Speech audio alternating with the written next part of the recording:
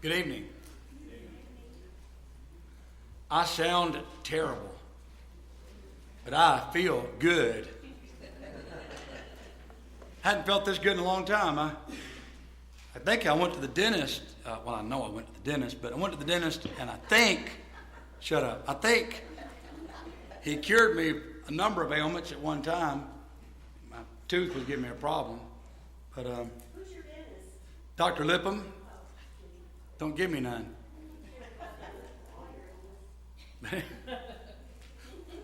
No, I didn't see the psychiatrist. Not that problem. But anyway, I am feeling better. I sound terrible. I apologize for that in advance. I didn't know what to do about class tonight because I didn't want to call anyone at the last minute. So if you'll bear with me, I'll try to struggle through this. And I promise I don't believe I'm going to give you anything, but just probably irritate you a little bit. 2 Corinthians chapter 6 is where we're going to begin our study tonight. While you're turning there, I want to again commend Joe in the outstanding job he did teaching this quarter. Not this Sunday beginning. We're going to begin a new course of study on Sunday mornings this Lord's Day. My father will do the first part of a two-part series. We'll do Galatians and Colossians on Sunday morning. And he's going to begin with Galatians, which complements what we're doing on Wednesday nights. These two books are very closely associated in their theme and their message, so that'll be easy for us to follow. But then in the summer quarter, on Sunday mornings, Hunter and Jonathan and my son Adam are going to triple team in the adult class, and we'll have 3 months for that quarter, and each of those men will get 1 month, and we're working on their curriculum and what they're going to be teaching. But I'm excited about that, and one of the reasons I'm excited about it is because when we asked Joe to teach in the auditorium class, I knew he would be a capable teacher. I didn't know he would threaten my position here. But I'm glad that he did. And he did not only a great job teaching, but also by example showing us what he was teaching. I thought it was a really good way to end the quarter, and I'm very proud of him and his work. We're looking for more new blood to be brought in. Man, it's good to see Rick here tonight. I started to joke as he came in the door. You know, you feel like this $6 million man. Well, probably with the amount of money it costs to have surgery, he probably feels like a $6 million man. But we're very thankful that his surgery went well and that he's able to be with us tonight. We've been missing you, man. But Kay continues to struggle mightily. And according to the doctors, she's on the mend, but apparently it's going to be a process. It's going to take quite a while. And hopefully we'll have more information as time progresses. But we certainly want to pray for her. And also, I certainly want to remember in a very special way, this evening, in fact, Trish Hewlin and her family. The funeral was at 3 o'clock this afternoon. I would have gone. I went to the funeral home last night. Glad I got a chance to visit with the family then. But I didn't go this afternoon because I figured, being this afternoon, it might indeed keep them from being here. So anyway, we gave our condolences, and certainly I know you want to do that if you haven't already done that. But our thoughts and prayers are with them. It's good to be with you tonight. We have a lot to cover. So let's just begin looking at chapter 6. Paul then said, "We then as workers together with him also plead with you not to receive the grace of God in vain." In 1 Corinthians chapter 3, verse 9, Paul was speaking of himself and Apollos. And he said, we are laborers together with God. And he says that again here in chapter 6, verse 1. We then as workers together with him. Him, in this context, is God. It's fascinating because as you think about how Paul viewed his ministry, he's working in concert with God. Now, I want to ask you this question. Was Paul limiting that view to himself and the body of apostles that were hand-chosen in the first century? Or would this idea also have merit for every Christian who labors in the kingdom of heaven. You know, Roger, you got a thought? I was just going to say, as long as those who are laborers labor with the scriptures in vain. That's right. Because that's the only way. Well, what the prophet of old asked, can two walk together except they be agreed? Right. Well, we can't certainly be workers with God if we're working against him, and often that is the case. So it's a good point. We have to be vigilant ourselves, looking at ourselves and what we're actually doing and teaching. But when I think about what Jesus said in Matthew 28, and lo, I'm with you always, even to the end of the age. He didn't just limit his being with the apostles, but he spoke of and envisioned, as the Great Commission was being carried out, that he would be with us. So as we go about teaching and preaching and doing good works in the name of Christ, he is with us, and we are cooperating with him. Lord, when did we see you hungry and feed you, naked and clothe you? It's an interesting thought, because in Matthew 25, when there were those that were righteous and those that were unrighteous, some were judged because they had done those things and had ministered to the Lord. Others had failed to do those things and minister to the Lord. In that instance, ministering to the Lord meant ministering to people. You might say the Lord's people, but I'm assuming that would mean any human being created in the image and likeness of God. We might even say, by extension at least, that would be God's work. God feeds everybody. And his sun radiates and warms and gives fruitful seasons to everybody. And so when we go about doing good to all men, we're doing the Lord's work. And so we're working with him, in concert with him. When we preach the gospel, we're working with him. He told us to do that. Go and preach the gospel. And so I don't know about you, but that puts a whole nother perspective on it to me. Instead of just hearing the preacher say, or the Bible class teacher say, we need to start making a list of names of people that we want to study with, people that we want to target, to convert to Christ. And we think, well, I want to do that because the preacher's right, we ought to do that. Maybe we ought to start thinking in terms of what a grand privilege it is and honor it is to work and to labor with God. Paul certainly saw his work in that light, and I believe the quicker we see ourselves working with God, the sooner we will get more heavily involved than we already are. I'm not leaving verse 1 because it's rich. He says something else here that really ought to captivate our attention. He said, I'm pleading with you.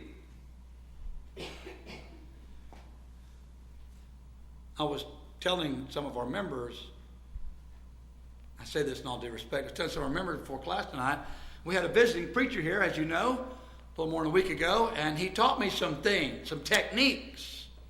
Hunter, I believe, made the observation that Brother Iverson was stepping on his toes, literally. And I thought, well, that's a good way to keep someone's attention, and it might be a good way to get them down the aisle, and I like that kind of stuff. And from time to time, if you can get by with it, I don't think I could. But some people can get by with it. If you can, more power to you. I'm all for that. But when you think about why would a preacher get in your face? And what was Brother Iverson doing, you think? I think as a speaker, he was probably, at least on some level, pleading with us, reaching out to us, begging us not to receive the grace of God in vain. Now here's a question. If John Calvin was right, what sense does this verse make?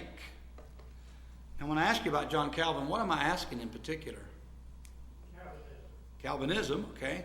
What about Calvinism? Well, according to Calvinism, there is a number of people who are slated to be lost, and there's nothing they can do to change it. And there are others slated to be saved. And they're going to be saved whether they want to go to heaven or not. You're going to go to heaven kicking and screaming, maybe, but you're going to heaven because God said you are. And he decreed it, and you can't change it because he's sovereign and you have no say in the matter, so you're going to heaven and you're not. And that's basically the bottom line of Calvinism. Well, from that stems the idea of eternal security of the believer. In other words, once you're saved, you're always saved. You can't receive the grace of God in vain. And that's what I'm saying. I don't understand how someone who believes that can read a verse like this and just walk away from it. Maybe it's because in a Bible class like this, they read it and just keep going. They don't stop. Say, wait, what did Paul just say? What was he pleading with them in particular not to do? And what he was pleading with them not to do was to receive the grace of God. Now, again, you've heard this argument. I know I have many times. If someone, quote unquote, falls away from the faith, it just proves they never were in the faith. They never did get saved, as they say. Paul didn't share that view. He did not hold that view. These people had received the grace of God. And he's pleading with them not to receive it in vain. Now, the question would naturally arise, how can one do that? Well, he's going to develop that, and we're going to follow that train of thought. But that's the stage that he set here in chapter 6. I'm pleading with you not to receive the grace of God in vain. Roger, you had a comment? Now, Paul said to Timothy, stir up that which is within you. Yes. Bring to mind the situation of Timothy. If he didn't stir it up, he may have been lost. Yes. There are many number of passages. Paul himself, I buffet my body daily, lest after I've preached to others, I myself should be what? Well, he was a castaway a few times, wasn't he? I mean, he was. That's obviously not what he meant. He didn't mean literally lost at sea. He meant lose my faith. That's what he was saying. And obviously that's what he meant. So he's saying I have to discipline myself. He didn't say buffet my body. He said I buffet my body daily. Discipline was certainly a requirement, is a requirement, if we are to remain in the grace of God. Then he quotes a portion from Isaiah, for he says, in an acceptable time I have heard you, and in the day of salvation I have helped you. Behold, Paul adds, now is the accepted time. Behold, now is the day of salvation. So he cites this passage from Isaiah. And in essence, Paul is saying, this is that time that Isaiah was speaking about. This is that Christian dispensation, the age of Christ, when we have salvation offered to us. But he's adding an element here, and for good reason. Now, there's a sense of urgency to this. Yes, this is the Christian age. This is the period or the block of time that Isaiah was speaking about when God would offer salvation. Indeed, that's the case. But Paul is adding for emphasis' sake for the Corinthians' case. Now, today, right now. The point, I believe, is that Paul is trying, as he's pleading with them, not to receive the grace of God in vain. Don't put off whatever it is in your life that may be distracting you from being a faithful child of God, from serving the Lord fully, whatever that might be. Divorce yourself from it, step away from it, and do whatever you need to do. It's just like Hebrews chapter 12. We are to lay aside every weight and the sin which so easily besets us. But again, the emphasis is on now, because the longer you remain in a situation or a circumstance you know that is contrary to the will of God, the more likely you are to grow accustomed to it, cold toward all pleading, and indifferent toward those who would seek your salvation. Don't put it off. And in verse 3, he kind of, we might almost say parenthetically, but this is really at the heart of what he's saying. Because really at the heart of what's going on here was that the Corinthians, Paul is perceiving here, to a certain degree, certainly a key element at Corinth, is growing cold in their love toward him.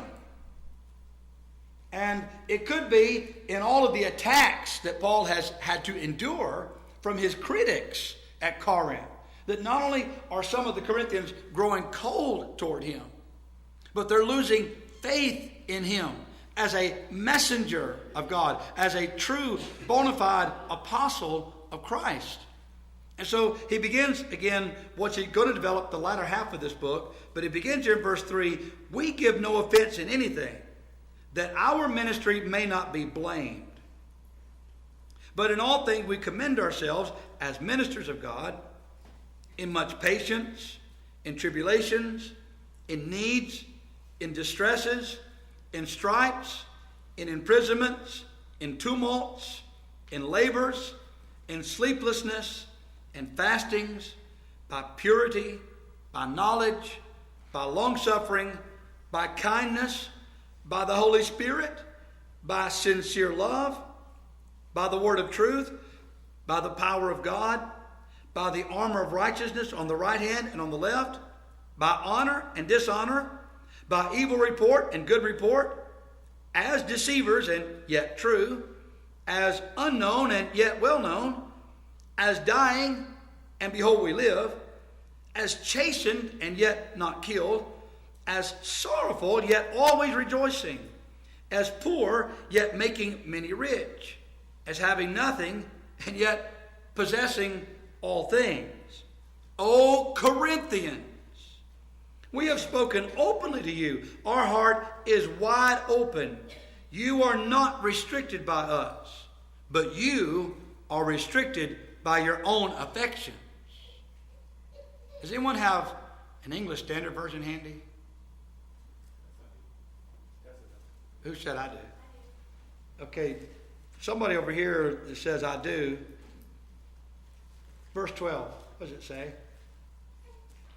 says, you are not restricted by us, but you are restricted in your own affections. In your own affection. Okay, same thing. You sure you're reading from New King James or English Standard? Okay, well that's interesting. I thought it read differently. King James is bowel. Yes, that's the old King James. Bowels? What verse is that you're looking at? Huh, sir? What verse? 12? 12, okay. And y'all are saying the correct rendering is affections, That's what the New King James has, yeah. vowels. Yeah. So they were restricting their own affections. In other words, our heart's wide open to you. We still love you like we always did. But you don't love us. Him using himself primarily, but himself and his traveling companions. You don't love us as you once did.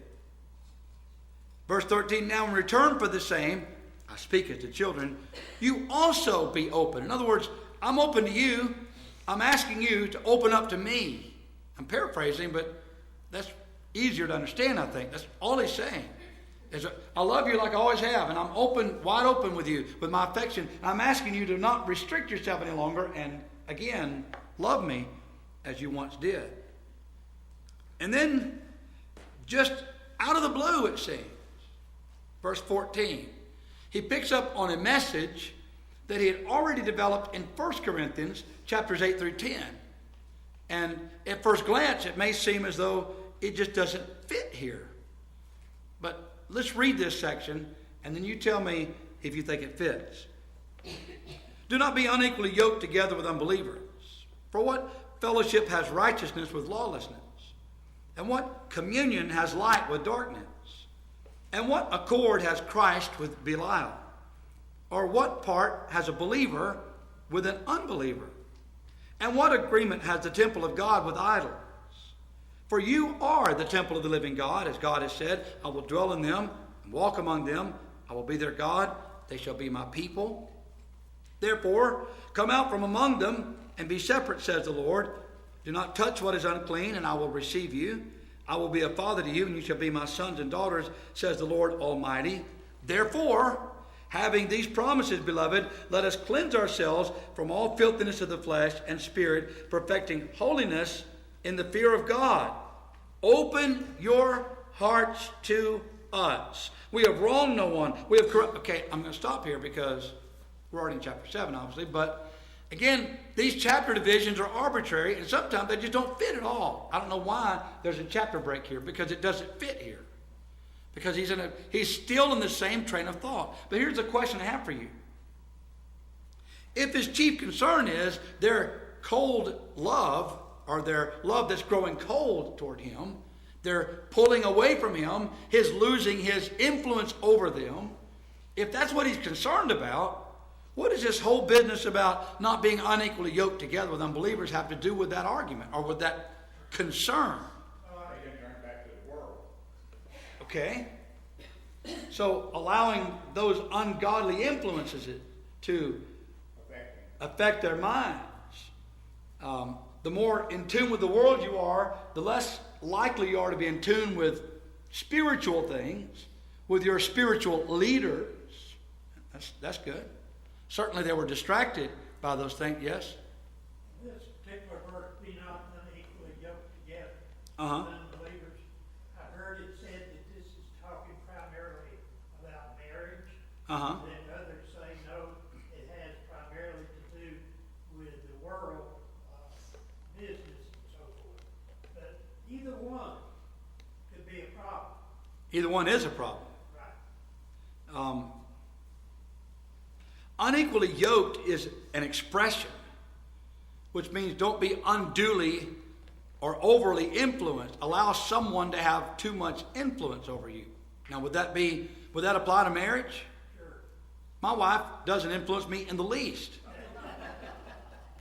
And I know I don't influence her.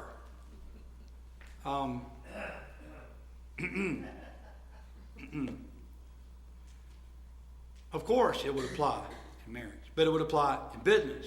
It would apply in play or hobbies or who your friends are or any of those things. In other words, it's purposefully generic or vague.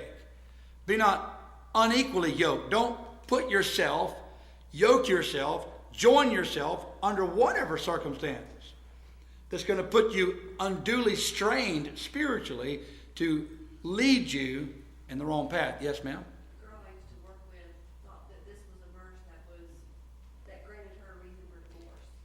Because her husband was going to church with her, and he didn't think of God the way she did. They were unequally yoked, so that was her excuse. That was her God. To get out. reason for divorce. It says don't get it. Yeah, 1 Corinthians 7, Paul said for that very reason, don't do it. Yeah. That's unfortunate. Did she say by going that direction, that she had a right to put him away? Yes. Scripturally? Yes. That was her scriptural reason for her divorce. And that would okay her to get married again? Uh-huh. Well, clearly in this context, and that's one of the things about using the Bible that way, is when we see a Bible verse with a few words strung together, and it sends a thought through our head, we say, oh, look what the Bible said. But if you put it back in its context, is that really what the Bible was saying? And particularly in that instance that you're talking about, because he had already at length elaborated on that very point in 1 Corinthians chapter 7. All you have to do is read that, but that gets back to that hermeneutical principle. Anytime you're trying to understand what the Bible teaches on a given subject, look at all related passages, and that would be easy to answer that on that basis. But using the same imagery that's used there, the oxen and the yoke, Yeah. it's put on by someone else, it's taken off by someone else. The oxen can't take it off themselves, so, I mean, you're. Do you ever plow with the God oxen? puts you into marriage, God is the only one who can take you out of that marriage, and he's the only one who can break cut that contract. That's true. God's the only one who can break it. So, if we're the oxen, he's the only one that can put the yoke on or take it off. What God has joined together. But again, I don't know that the yoked is a reference to marriage or the institution of marriage. Well, no, but in that instance. But I know what you're saying. But I want to be careful for the class's sake. I don't believe he's saying yoked in the sense of you're married, although it is true that what God joins together, like I say, in that sense, but I don't believe that's what he means here. But if you go back and put it in its context, Paul was simply concerned. Their loss of love for him was a result of their worldliness and their allowing the things of the world to influence them. And he might say, well, that means, partying and bad behavior. Well, certainly that would be true. But in the case of the Corinthians, it may just as well, in fact, more so perhaps, mean you're hanging around the people that are saying and teaching the wrong things. And you're allowing them to unduly influence you. Don't do that.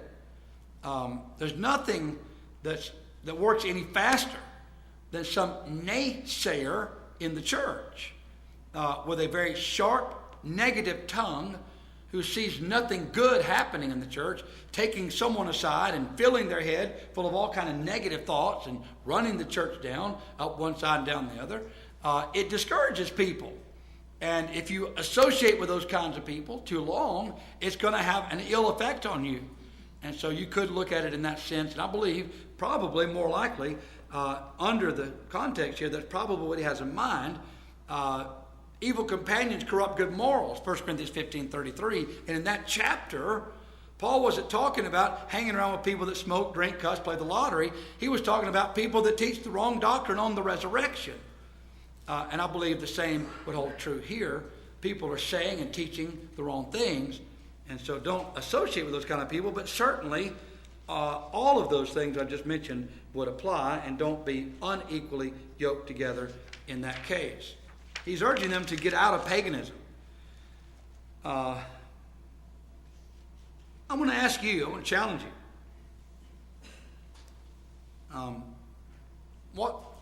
I know we've been talking about marriage, and maybe business, but on a day-to-day basis, you personally, what things can you do that would be unhealthy? In other words, what kind of activities might you engage in that would come under this broad umbrella of being unequally yoked together with unbelievers? You don't even have to leave the confines of your house anymore. We have television, and we have radio, and we have internet. And so we could be unequally yoked together with people in China or India or Pakistan or some other part of the world, and they could be influencing us.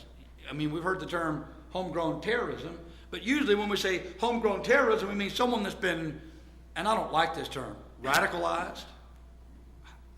That's a meaningless term in light of what's happening in our world, but we know what that means. Somebody who got the nerve to make a bomb and blow themselves up, or take guns and go shoot people randomly, usually innocent people. But we can be influenced to do those kinds of horrific things from the privacy of our own home. If you're a Secretary of State, for example, you can have your own server, and you can talk to anybody you want to anywhere around the world. Anyway, I'm sorry, I didn't say that. I take it back. I'm just saying that you can do just about anything from the privacy of your home. That's one way we can be unduly influenced. What are some other things you might warn others about that would lead you in that direction? Can you think of anything? When I've worked, Oh, yeah. not that I would be buddy-buddy or pal around all day, if we were at work, but some days it just feel like such a drag, just all the constant, Negativity. hearing things from other, not even engaging in the conversation, just hearing what they're talking about. Foul language. Just, you leave the day just feeling, ugh. Hearing the defense of the indefensible all day long. Yeah, I know. It wears on you, doesn't it?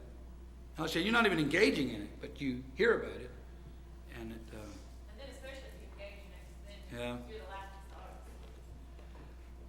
We certainly need to be careful who we associate with, and who we invite into our homes and our lives and our minds, our hearts. They can have certainly an adverse effect on us. And Yes, sir. I know a gentleman who, in the past, had lived a Christian life. His wife died. And so he was encouraged to begin associating with senior groups. Most of what was made up was ladies, Uh-huh. and they were not Christians. They were members of denominational churches. So a year later, he married a person who was not a member of the church. Since he was a widow, I believe that he was in contrast with the scriptures in doing so. said in 1 Corinthians 7, the phrase was used, marry only in the Lord. And I lean in that direction myself. I've never been dogmatic about it, but I certainly urge everyone to marry in the Lord in the sense that you're using it there. There's another school of thought which says, according to the Lord's teaching, which that may be what he meant there. So I'm very careful not to be dogmatic, but whenever I'm counseling someone, that's the counsel I give. Is if you can, I wouldn't do it. I wouldn't go that route. That may not be the case in the scripture. Yes. But I, like you, would rather lean I'd lean in that direction direction. because that person is going to have a lot of influence on you. Right. Did you have a comment, Rick? Yeah, I think I missed something in the beginning. Why were you concerned about this being yoked, being in reference to marriage or not? Just because you didn't think it fit in here, or is there some other reason that? No, I'm not really concerned about it. I just don't believe that's particularly what he meant. I don't believe he's referring specifically to marriage in this context. It would no doubt be included because it would be a way for you to be unduly or unequally influenced in your marriage. If you marry the wrong girl or the wrong guy, they certainly can have a lot of negative influence on you. So it would certainly apply. I don't think it's excluded. I just don't think in this context that, and typically that's what we hear this passage is quoted by preachers to say that's what this passage is talking about. And I don't believe that's correct. I don't believe that he's specifically talking about marriage per se, but it would include any arrangement, any kind of joining together, be it in business, marriage, whatever. But I just don't think that's his primary meaning. That's all I meant to say. I'm glad you brought that up so I could clarify it, but I think that's all he meant. But yes, sir. I know that there are people who married those who were not Christians as young people. And later on, because they married a Christian, they themselves became Christians. Yes. But more times than not, that's a rarity. It is. It's rare. It does happen. I'm sure if Satan were writing a Bible, he would probably say to his people, "Don't be unequally yoked with those believers." You know. So the same would apply both ways, because whoever you marry is going to influence you in large measure, good or bad, and so it works both ways. But then Paul says something else. He asks the question, "What agreement has the temple of God with idols?" Well, who's the temple of God? We are. In this case, it's the Corinthians, but we all, as members of the church, are the temple of God. Now, I guess it's not necessarily hard for us to understand, but maybe our concept of the temple is somewhat different, perhaps, than Paul would have thought about it. Having been raised a devout Jew under the Old Testament system, where they had this actual edifice, this building, large building, overlaid in gold and ivory and all the things associated with it. It was a beautiful structure, one of the wonders of the ancient world in the time of Christ. And you can imagine Paul and any other Jew going there and seeing this temple. There were certain things about this temple that had to be very carefully observed. Number one, if you were not a circumcised Jew, if you were not circumcised, you weren't allowed, period, the temple. If you were a circumcised non-Jew, you had limited access to certain parts of the temple complex. But only a circumcised Jew had access to the temple. And the reason for that is because anyone uncircumcised that wasn't a devout Jew would have defiled the temple. In fact, you remember when Paul was arrested, the accusation made against him was, you brought in this Ephesian into the temple itself, and you defiled the temple. They were going to kill Paul over this false allegation. But nevertheless, that was the allegation. In other words, what I'm trying to say to you is that in the mind of a Jew, the temple itself was a very sacred and holy place. It was highly regulated, and only certain things could enter that place. Only certain activities could take place there. And so when Paul reminds us, we are the temple of God. We are restricted with what can be brought into our lives. And we can defile the church. And we can defile our lives. I think that's how Paul sees it as he's writing it. We have to try to think like Paul would have thought about it. We hear temple, and I'm not sure we're really aware of some of the ideas that would have been associated with Paul when he's saying this. But it's important for us to keep in mind when Paul is warning about not defiling the temple of God, that's what he means. Don't bring anything into it, and don't associate anything with it that doesn't belong. And so certainly the part where the believer doesn't belong with an unbeliever. Any other questions or thoughts about this chapter? Time is almost out. He does say in verse 2 of chapter 7, it's an appeal. He said, open your hearts to us. We have wronged no one. We have corrupted no one. We have cheated no one. I do not say this to condemn, for I've said before that you are in our hearts, to die together and to live together. Great is my boldness of speech toward you. Great is my boasting on your behalf. I am filled with comfort. I am exceedingly joyful in all our tribulation. For indeed, when we came to Macedonia, our bodies had no rest, but we were troubled on every side. Outside were conflicts, inside were fears. Nevertheless, God, who comforts the downcast, comforted us by the coming of Titus. And not only by his coming, but also by the consolation with which he was comforted in you, when he told us of your earnest desire, your mourning, your zeal for me, so that I rejoiced even more. Very personal exchange he's talking about here, as he's expressing again his love and his longing for them. When I came into Macedonia, I didn't have any rest. I was anxious. I wanted to hear how you were doing. I wanted to hear how you responded to my letter, whichever letter that might have been. But I wanted to hear how you responded to my letter.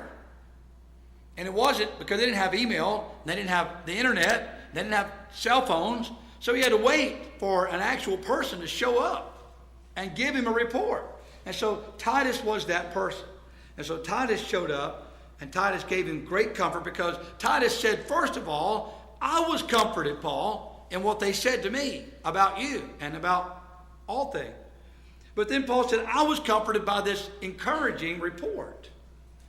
But again, let's not lose sight of the fact that Paul was encouraged, because clearly the majority at Corinth is on Paul's side still. But there is that element that he's not yet fully dealt with. He's going to deal with it. He's kind of putting that on hold again. It's going to come back up. When we get to chapter 10, he's going to start letting loose on that minority. But for the moment, he just wants to express great joy over the great news, the encouraging words that he received from Titus. Now let me ask you this question. Who was Titus?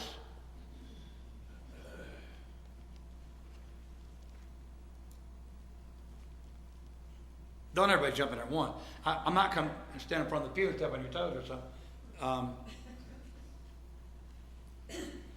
Well, Titus was, among other things, a test case for the gospel itself in Acts 15. We know that from Galatians 2. Interestingly and insightfully, the book of Acts never names Titus. And yet, when you look at Titus and Paul's dealing with Titus, he was an extremely significant and important individual. Question, why did Luke, when writing Acts, not mention him by name? Clearly, he was referring to him in Acts 15, but he never mentioned him by name. Paul did in Galatians chapter 2. Neither Titus, who was with me, was compelled to be circumcised, but we wouldn't allow it for the space of an hour, that the truth of the gospel might continue with you. He was put up as a test case. He was a Greek. He was uncircumcised. So it's long been speculated, for centuries now, that Luke and Titus were brothers. And Luke himself was a Gentile writer. Now the question you could ask, was Luke circumcised? That's an interesting question. Certainly Luke worked very closely in concert with Paul, but if he was uncircumcised, it mattered little to Paul. He was the apostle to the Gentiles.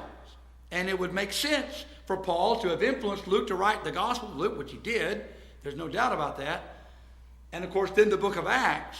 But it certainly would explain why Titus was never mentioned by name in the book of Acts, although behind the scenes he's everywhere, but he's never named. He's just never named. And perhaps it's because the author, Luke, just out of a sense of modesty, just wouldn't mention it by name. You know, in the Gospel of John, John never referred to himself by name. Have you noticed that? Just the apostle whom Jesus loved. He didn't refer to himself by name. But he always thought of himself as the one that Jesus loved. I bet everybody that knew Jesus personally would have said, no, sorry, John, that was me. He loved me more than he loved you. But John said, I'm the one he loved, you know. And perhaps there was some kind of special affinity there. It was part of that inner circle. But it is fascinating to think about Titus, who he was. There's a whole book in the Bible addressed none other than to Titus, who had been commissioned by Paul to set in order the things that were lacking on the churches of the island of Crete. Some of Paul's first labors were there. And so he certainly entrusted Titus in a very significant way. And so we're glad when Titus brought this word back to him. Any questions or comments so far? And I don't want to get too far into the next section because I think we've got like 45 seconds on the clock. Any questions or comments? Yes, sir. Well, have you read anywhere that the author said that Titus wasn't mentioned in Acts because he was a Greek? No, because he was Luke's brother. It wasn't because he was a Greek. There were Greeks mentioned in the book of Acts, but Titus wasn't mentioned by name. It's just an interesting speculation, but it's a long-held view. And I think it's worthy of consideration. I mean, there's nothing to definitively say they were brothers, but it's very possible that they were flesh and blood brothers. I don't know. Good question. Certainly, Luke traveled with Paul in the book of Acts. And so he did a lot of missionary work with him and no doubt wrote the gospel based on Paul's influence as an apostle. So you might say the gospel of Luke is the apostle Paul's gospel, like the gospel of Mark is Peter's gospel. Many have argued that. Probably that's true too. But thank you for your time.